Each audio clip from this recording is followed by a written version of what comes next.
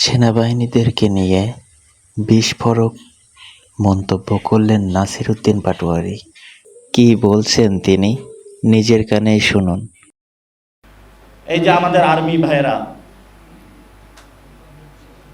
হাতে শুধু অস্ত্র থাকতে হয় না, মাথায় কিছু গিলু থাকতে হয়।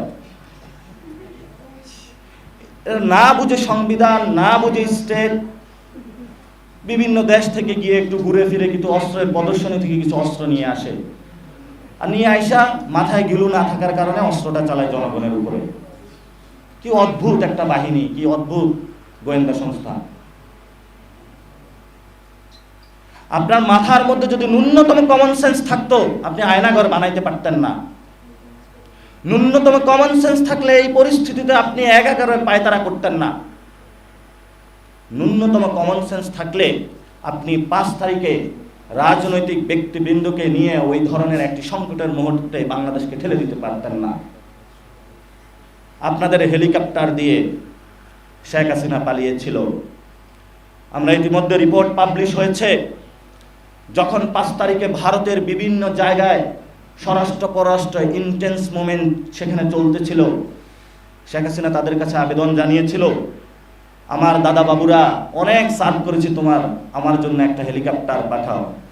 দাদা বাবুরা বলল, কি সার্ভ করেছো, নিজের ক্ষমতায় তো থাকতে পারতেছ না, আমি অন্য কাউকে খুঁজে নিব, ন্যাশনালিস্ট ব্যানারের আড়ালে তোমার লাগবে না, সো আমি তোমার জন্য হেলিকপ্টার পাঠাইতে পারবো না।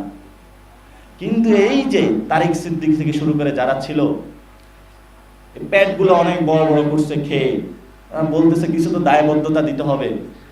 আমার জনগণের তেলের টাকা, রাষ্ট্রের টাকা হেলিকপ্টারে করে একটা খুনে হাসিনাকে তারা ওই দেশে পাঠিয়েছে। ভিডিও আপনারা দেখেছেন না? এগুলো কি বাংলাদেশের মানুষের মনোমগজ থেকে মুছে যাবে? আমরা ইতিহাস বলি নাই। এখন আমাদের সামনে ভয় দেখানো হচ্ছে যে তোমাদেরকে মেরে ফেলবো, আর আমরা তো মরেই গেছি, কিভাবে মারবেন?